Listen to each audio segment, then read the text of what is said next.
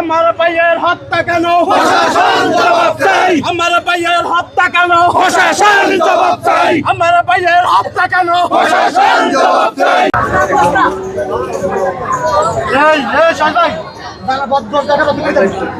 তরমুজ কেনা নিয়ে একটা অটো ড্রাইভারের সাথে কি জানি একটা ঝামেলা হয়েছে।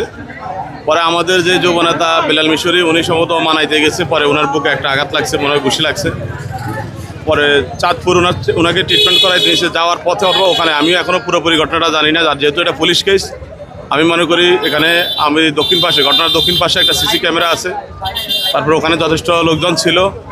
আমার মনে হয় যে এটা সাক্ষী প্রমাণটা মানে এত বেশি সমস্যা হবে না, যেহেতু এটা পুলিশ কেস, পুলিশ দেখবে ইনশাল্লাহ। সড়ক অবরোধটা আসলে আমিও তখন থানা অফকে করছিলাম, লাশের গাড়ি আসতেছে।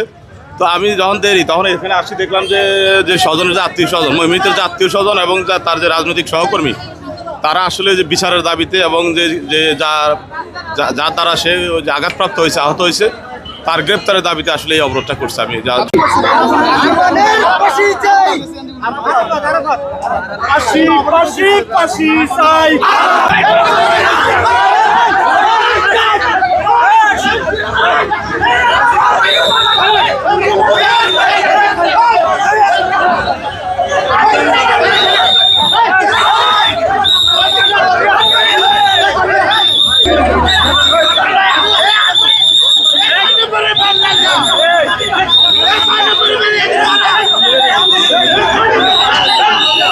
ওই জায়গাতেই মারা গেছে। পিঠ থেকে পিঠে যে অটো ড্রাইভার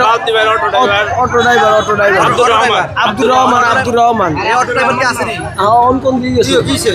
হ্যাঁ, আরমান মানে অটো ড্রাইভারের নাম আরমান। সে মারছে। আপনি কি হন? আমার ভাই, আমার বড় ভাই। আমার বাড়ি কোথায়? কেরোয়া 3 নম্বর ওয়ার্ড, আমার 6 নম্বর কেরোয়া 3 নম্বর ওয়ার্ড। আমার ভাই বিল্লাল মিশরি। না সাংগাজি ব্যাপারী বাড়ি বিল্লাল মিশরি।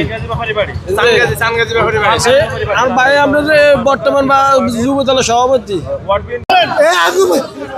আমার মুফাতো ভাই খুব ভালো মানুষ, সে কোনো সময় মানুষের সাথে দরকার করে না। সে কালকে আমার আজকে সকাল কালকেও আমার দাঁড়িয়ে দিয়ে বাইরে গাছ কাটতে দেবো এ নয় বলেন আল্লাহ জানে এরে কি জন্য বাড়িয়ে নিয়ে ফেললাম।